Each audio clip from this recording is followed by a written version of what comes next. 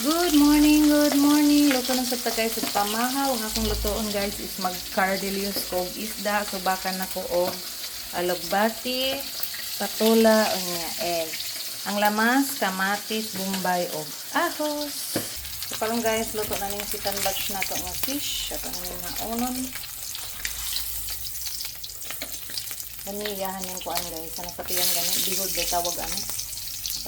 Last mo na ako nagibot ang kaudod na ito. Kuhaon. Parang guys, naluto na yung pinarito lahat. At tayo ay magigisa na ng lamas.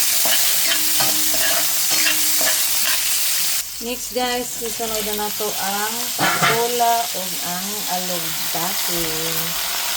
Ili na to ang isda guys. Piluto na dito siya. So ito din karawang guys.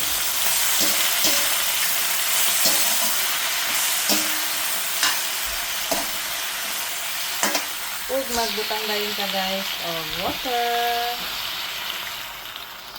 Nara guys, daghang tubig para daghay sabaw. Masarap kasi ang sabaw. Yan. Takluban para dali mo bukal. Timplahan din nato guys og asin, MSG, and paminta nga powder.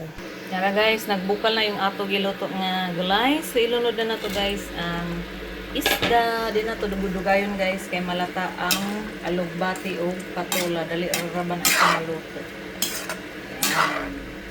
Kalami sa musudan. Makulay ang buhay sa gulay. Next then guys, ibutang na dayon na to ang itlog. Tadang! Tadang! Tadang! Tadang! Tadang!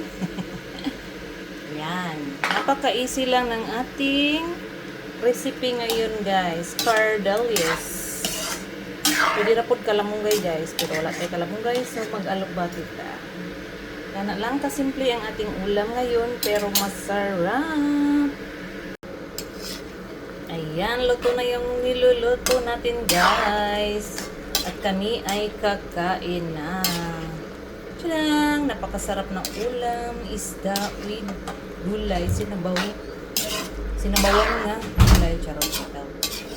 Cardelius bito niya guys.